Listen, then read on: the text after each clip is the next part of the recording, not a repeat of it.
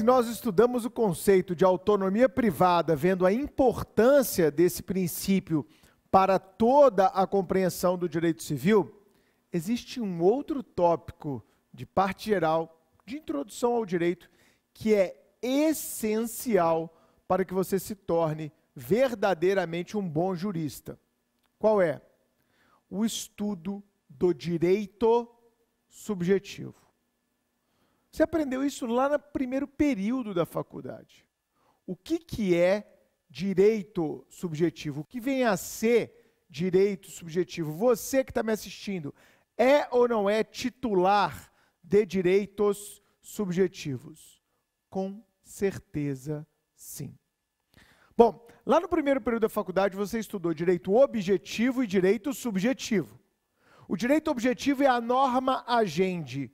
O direito subjetivo é a facultas agendi. Lembram dessas expressões? Ah, Bruno, lembrar eu lembro, mas o que significa cada uma, eu confesso que já faz tempo e eu não estou me recordando não, é normal, normal. Quando eu falo em direito objetivo, eu estou falando de normas heterotópicas, ou desculpa, normas de heteronomia, como eu falei no último bloco, ou seja, de normas que surgem do diferente. Como eu disse no bloco passado, nós falamos em heteronomia quando alguém impõe condutas e nós temos que cumprir. Alguém nos impõe deveres e esses deveres terão que ser cumpridos. Então, uma máxima expressão do direito objetivo é o nosso ordenamento jurídico, especialmente no campo do direito público.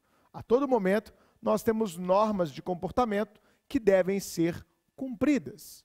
O Estado nos exige aquele cumprimento. Pagar tributo, respeitar as normas de direito administrativo, não praticar crimes, respeitar ritos procedimentais e por aí vai. Quando a gente fala em direito subjetivo, nós estamos falando na ideia de uma faculdade de agir. Se eu falo em faculdade de agir, facultas agendi, não há dever de agir. Você age se quiser, facultativamente. Então, sempre que vier a ideia de um direito subjetivo na sua cabeça, você tem que pensar, eu posso agir se assim desejar. Eu posso agir se eu quiser. Vamos dar um exemplo básico, comum a todos vocês que estão me assistindo. Eu, Bruno, eu tenho o dever de dar aulas? Não. Foi uma escolha livre da minha vida? Foi. Um dia lá atrás, lá em 2002, o professor Nelson Rosenwald, na época, chegou, Bruninho, cara, eu estou precisando de um professor aqui da OAB, você acabou de formar, está passando em concurso, quer começar a dar aula na OAB? Nossa, obrigado, aceito a oportunidade e aqui estou até hoje. Se ano que vem eu quiser parar, eu posso parar? Posso. Claro que eu posso. Ah, Bruno, mas você tem um contrato assinado com o Supremo. Claro, eu tenho um dever de cumprir o contrato, mas a ideia que eu estou colocando, ela antecede a esse dever. Eu celebrei o contrato porque eu quis. Então, a ideia da celebração de contratos, ela vem exatamente dentro de algo maior, que é uma faculdade de agir, uma facultas agendi, ou seja, eu ajo se eu quiser. Eu atuo de determinada forma, se assim o desejar. Eu não sou obrigado a agir. Ah, mas depois que você se compromete, por exemplo, assinando um contrato, você tem deveres de agir, de cumprir as obrigações que daquele contrato derivam, certo. Mas na causa, na origem, houve uma livre iniciativa, houve exercício de autonomia, houve exercício de um direito subjetivo. Então, ao contratar, ao celebrarmos negócios jurídicos, estamos agindo porque assim desejamos. Estamos agindo por uma faculdade que a lei nos concede, por uma facultas agendi, por uma faculdade de agir. Eu ajo dessa forma porque eu quero. Então, sempre que nós tivermos um direito subjetivo, na origem existe faculdade de agir. Facultas agendi, ok? E essa facultas agendi, essa faculdade de agir, ela vai derivar de onde? De uma manifestação de vontade. E você manifesta vontade buscando alcançar o quê? Algum tipo de interesse. Interesse seu. Sempre há um viés egoístico aqui. Um interesse próprio. Então, esta é a fórmula do direito subjetivo. Eu não tenho, em princípio, um dever de agir. Ninguém está me impondo uma conduta, uma forma de me comportar. Ninguém está me impondo um dever de agir, ok? Eu ajo porque quero, porque tenho vontade. E ao agir, eu busco satisfazer o interesse próprio. Interesse este, que pode ter um viés patrimonial, como pode ter um viés eminentemente existencial. Então, vamos aos exemplos. Se eu adquiro ações de uma companhia em bolsa de valores, companhia de capital aberto, uma SA de capital aberto, eu quero o quê? Lógico, eu quero 3 coisas. Receber juros sobre capital próprio, dividendos e, lógico, que essa ação se valorize. Então, quem investe em bolsa, pensa nessas 3 coisas. Juros sobre capital próprio, dividendos, que aquela ação vai me pagar, e, claro, a valorização daquela ação. Ah, eu comprei na baixa e a ação disparou, ou seja, o meu patrimônio aumentou. Tive uma vantagem econômica pelo fluxo de mercado daquele papel. Eu era obrigado a investir em ações? Não.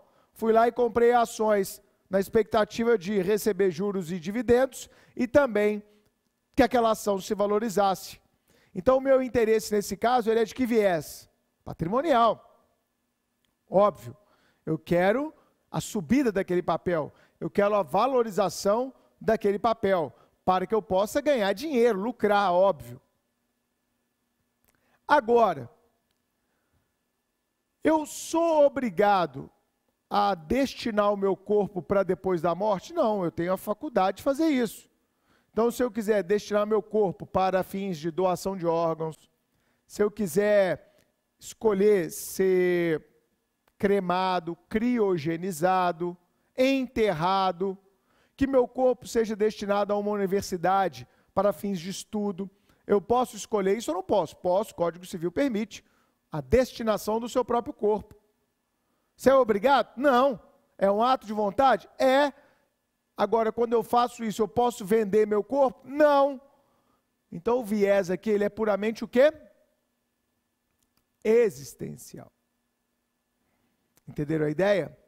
Então, quando eu exerço direitos da personalidade, como destinação do meu próprio corpo, como eu exemplifiquei agora, eu estou exercendo um direito subjetivo. Então, é correto nós dizermos o quê? Direito subjetivo da personalidade. Como é correto dizer direitos subjetivos de propriedade, direitos subjetivos obrigacionais. Todos esses direitos que nós conhecemos no direito civil são, no fundo, direitos subjetivos. Porque a pessoa tem margem, tem espaço, tem esfera para a escolha. Então, é possível que eu exerça direitos de natureza patrimonial, como eu exemplifiquei a compra de ações em bolsa de valores, visando recebimento de dividendos e juros e também valorização do papel, como também direitos de caráter existencial. Hoje eu posso mudar meu nome, eu não quero mais chamar Bruno, eu quero chamar João. Posso ou não posso? Posso. Posso fazer isso. a lei me autoriza, desde 2022, a mudar o meu prenome, sem qualquer justificativa. Não precisa ter homonímia, prejudicial, nada. Eu posso chegar lá, não quero mais chamar Bruno, quero chamar João. Eu posso fazer isso uma única vez em cartório. Não há problema. Houve uma mudança da lei registral, da lei de registro público, da lei 6.015, quanto à alteração do nome por vontade própria. É um direito subjetivo que você tem hoje, de alterar o seu nome, alterar o seu prenome. Perfeito? Um direito subjetivo de natureza existencial. Perfeito? Então, sempre a lógica do direito civil ela vai se debruçar sobre o exercício de direitos subjetivos. Então, meus amigos, minhas amigas, se você não sabe o que é autonomia privada, e se você não sabe o que é direito subjetivo, direito civil realmente fica muito difícil, porque você não entende a lógica, você não entende o raciocínio da disciplina, e aí tudo fica complicado, tá bom? E mais, quando você percebe que o conjunto de direitos subjetivos que você exerce, que você exercita, eles estão dentro de um espaço, você vai chegar à conclusão de que o conjunto de direitos subjetivos que nós exercitamos diariamente na nossa vida privada, ele nada mais é do que o seu espaço de autonomia. Então, o espaço de autonomia que nós aprendemos no bloco passado, lembram desse slide? Esse espaço de autonomia, onde eu posso fazer escolhas no âmbito da família, das sucessões, dos contratos, dos direitos reais, dos direitos da personalidade, do direito empresarial e por aí vai, esse espaço de autonomia, ele nada mais é do que um espaço dentro do qual eu exerço os meus direitos subjetivos. Por isso, quando conceituamos a autonomia como um âmbito dentro do qual sujeitos poderão definir as suas próprias regras, de acordo com as suas vontades e buscando alcançar os seus interesses, vocês podem perceber que eu grifei aqui, ó, vontades e interesses. Porque esta é a lógica do exercício de direitos subjetivos. Então, a autonomia privada e direitos subjetivos são conceitos que andam de mãos dadas. A autonomia privada é o espaço dentro do qual eu posso exercer os meus direitos subjetivos, escolhendo livremente como vou exercer a minha vontade para alcançar os meus interesses. Mas é lógico, desde que respeitados limites impostos pelo Estado através do ordenamento jurídico. Então, o Estado vai estabelecer esses limites através do ordenamento jurídico. Entenderam a ideia? Então, vocês acabaram de aprender o que é direito subjetivo e como ele se liga ao princípio da autonomia privada. Se você aprendeu isso, o direito civil começa a ficar muito mais simples. Então, quando te questionarem, o que você acha da família poliafetiva? Olha, as pessoas podem ter vontade de ter um tipo familiar que não é o tradicional. Unir 3, 4 pessoas para formar um núcleo familiar, isso é legítimo, que elas exerçam essa vontade, buscando alcançar esse interesse que é, a um só tempo, existencial, mas também tem reflexos patrimoniais. A formação de uma entidade familiar, ela tem reflexos existenciais e também patrimoniais. Então, será que o Estado exerce corretamente uma limitação ao dizer esse tipo de família fica proibido? Será que isso é legítimo dentro de um Estado democrático de direito que busca a pluralidade e o atendimento dos diversos modelos de vida boa? Ou a gente tem que ter um único modelo, como muita gente hoje planta, né? Não, tem que só esse modelo que é válido. Preconceito que chama isso, né? Preconceito. Porque se o outro quer ter um modelo de vida diferente do seu, num Estado democrático isso é legítimo. Ele está violando direitos alheios? Ele está te incomodando em qual sentido? Por que você está se sentindo tão incomodado com a escolha de vida do outro?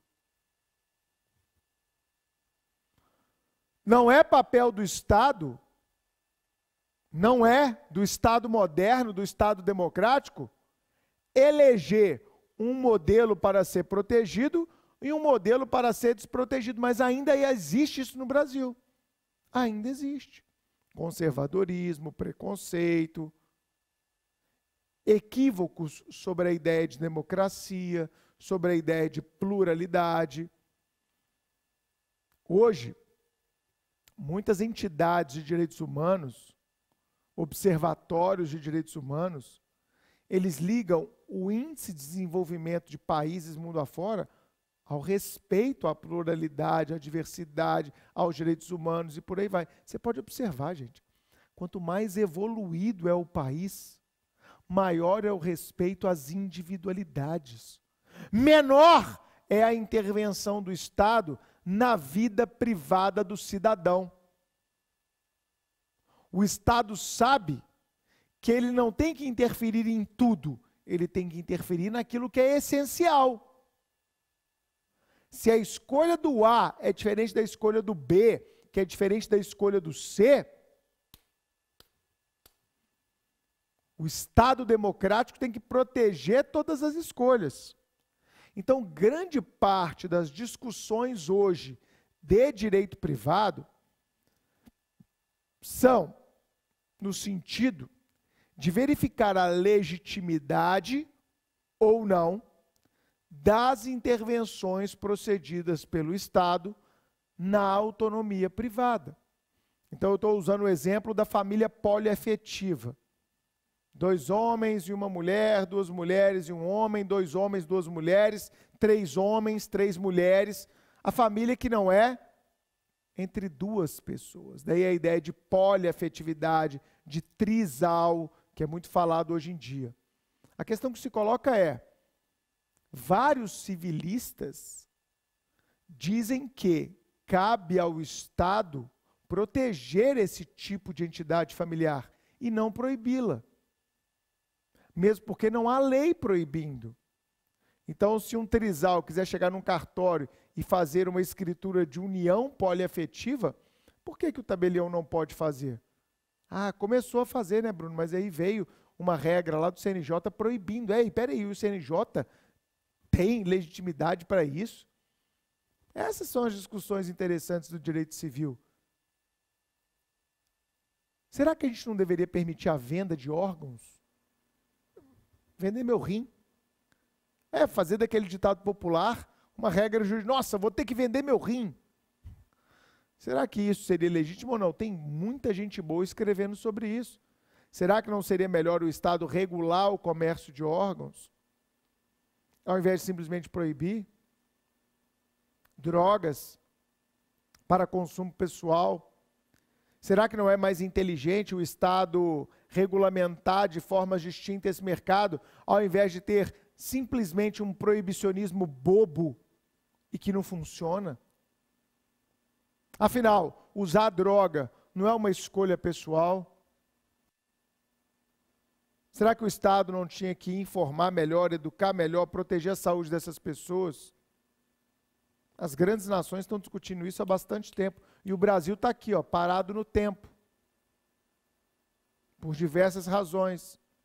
Não discutindo temas fundamentais. Discutindo bobagens o tempo inteiro. Coisa que não muda a vida de ninguém. Né? Ah, Bruno, mas esse discurso é muito liberal. Sim. Mas a ideia do direito civil é uma ideia liberal. O direito civil ele é liberal na sua essência, na essência da autonomia privada, como expressão máxima da liberdade no âmbito do direito privado. O Estado deveria proibir aquelas condutas que notoriamente ofendem a sociedade, ofendem particulares, que geram lesividade. Lembra daquela ideia de lesividade do direito penal? Dá para transportar para cá e fazer um bate-bola. Por que o Estado ou pessoas têm que ser contra a família poliafetiva? A adoção por casais homoafetivos. Tem gente que até hoje, na terceira década do século XXI, está questionando a adoção por casal homoafetivo, com argumentos toscos. Enfim, a gente precisa pensar mais, e essas são as reflexões interessantes hoje do direito civil. Qual é o papel do Estado no âmbito do direito privado, como eu disse nos blocos anteriores. Tá bom? Então, eu devo ter a permissão do Estado para agir de acordo com a minha vontade, visando alcançar os meus interesses próprios, sendo a intervenção do Estado mínima, só naquilo que for essencial. Intervenções que respeitem a pluralidade, o princípio democrático, as diferentes escolhas de cada cidadão, os diferentes modelos de vida boa, todos eles merecem respeito num Estado que se quer verdadeiramente democrático. Perfeito?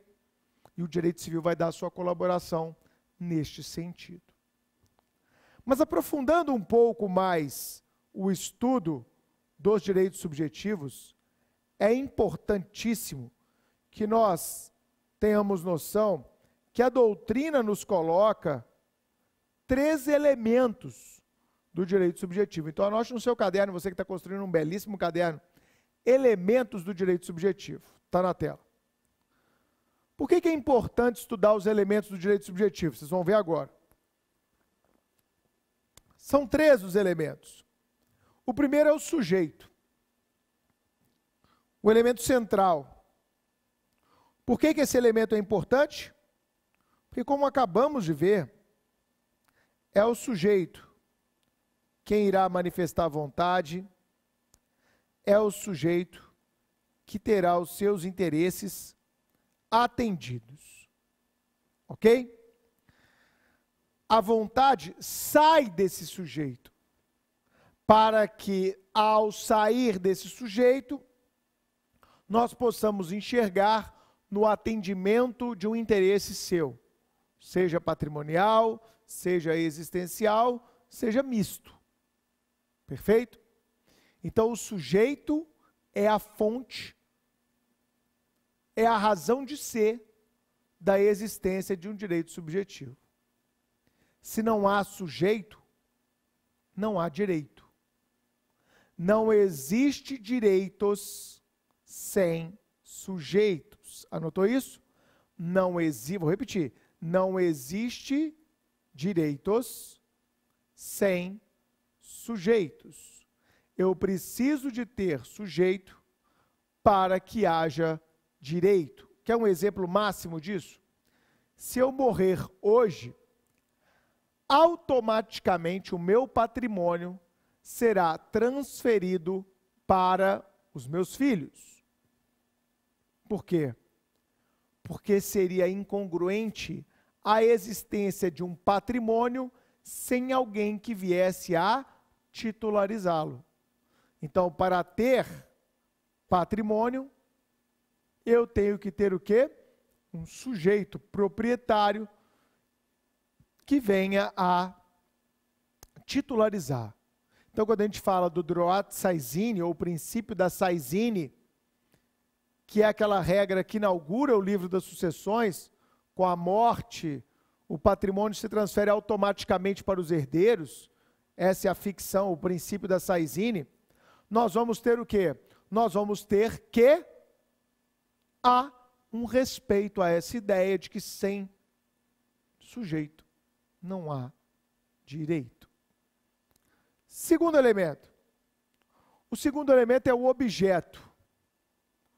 Ou seja, o objeto vai ser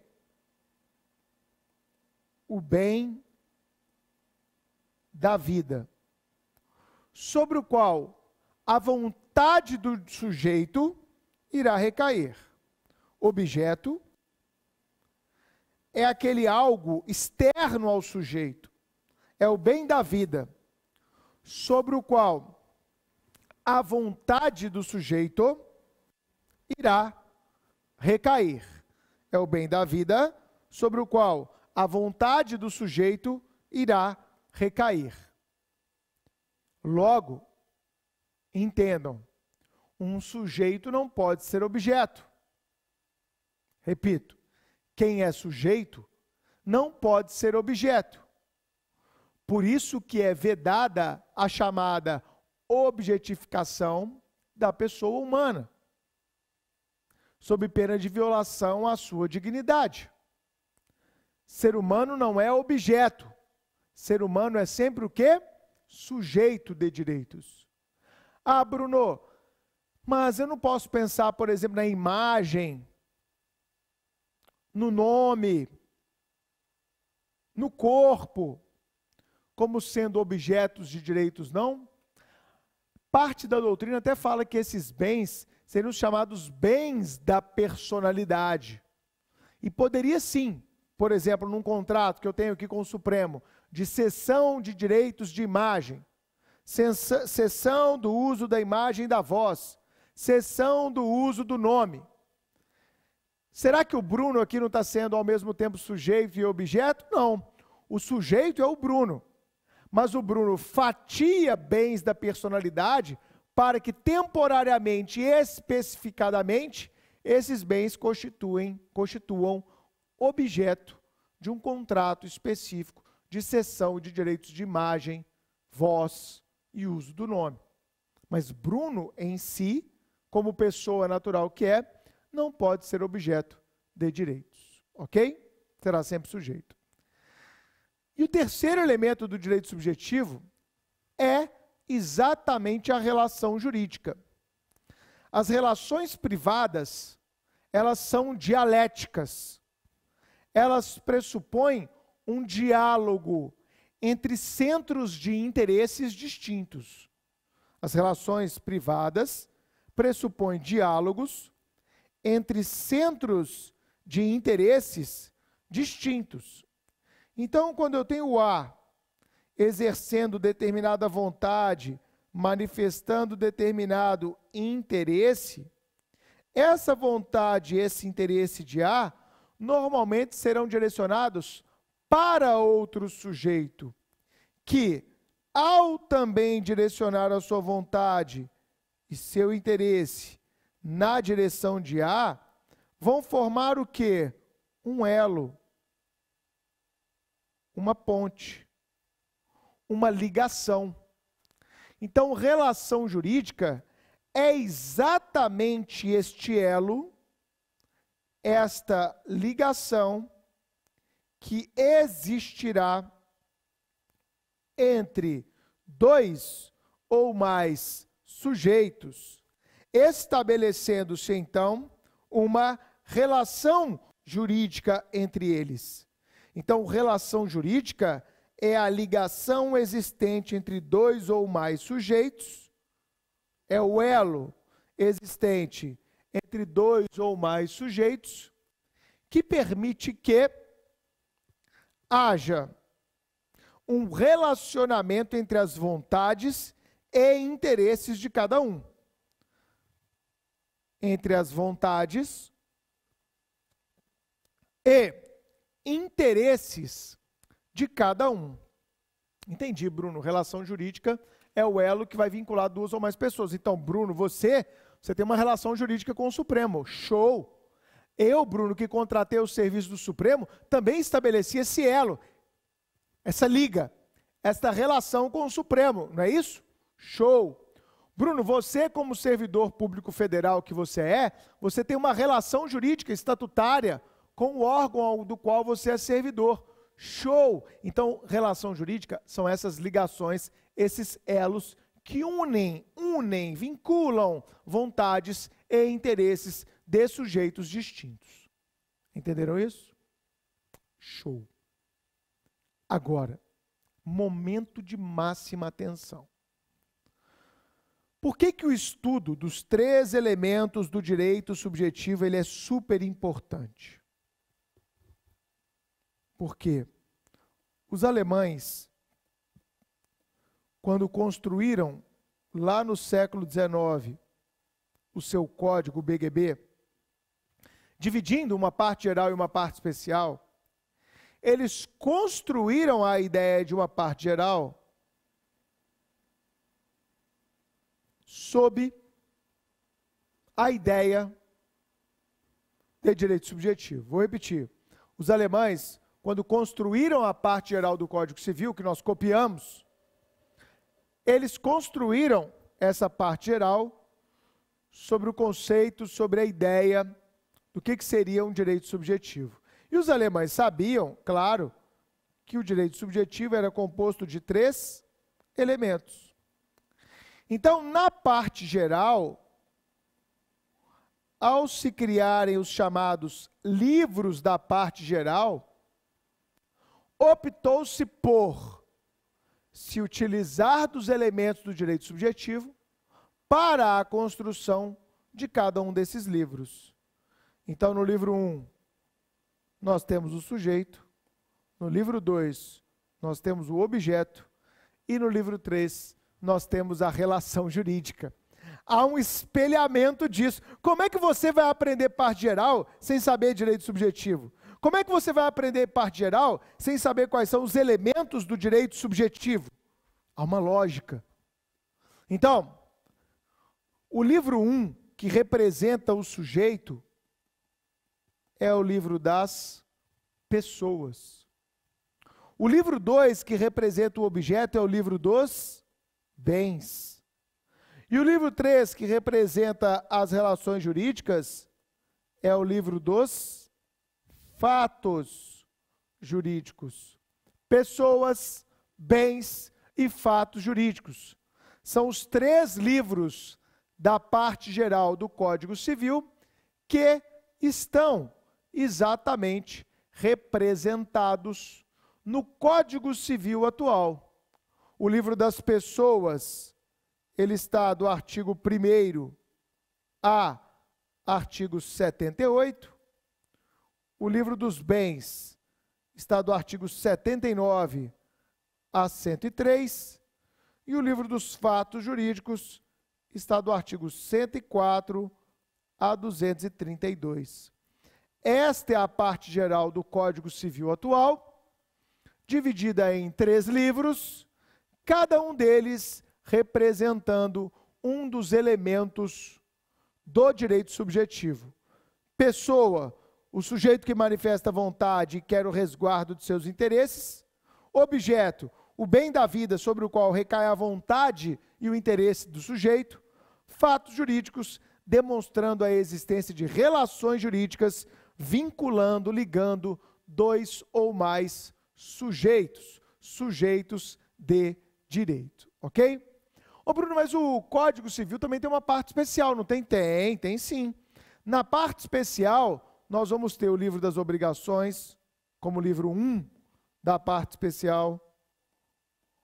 E dentro de obrigações, nós vamos ter a teoria geral das obrigações, a teoria geral dos contratos, os contratos em espécie, não é isso? Os atos unilaterais, os títulos de crédito, a responsabilidade civil em vários títulos, ok? Então, um livro se divide em títulos. Contratos é título do livro das obrigações. Responsabilidade civil é título do livro das obrigações. Título de crédito é título do livro das obrigações. Essa visão de código ela é super importante para você organizar os seus estudos, as regras que você vai aprender sobre direito civil. O livro 2 é o livro do direito de empresa, que vocês vão ter aí em direito empresarial. O livro 3 é o livro do direito das coisas, né? Direito das coisas é o nome que a nossa lei dá. Direitos reais é título dentro do livro do direito das coisas.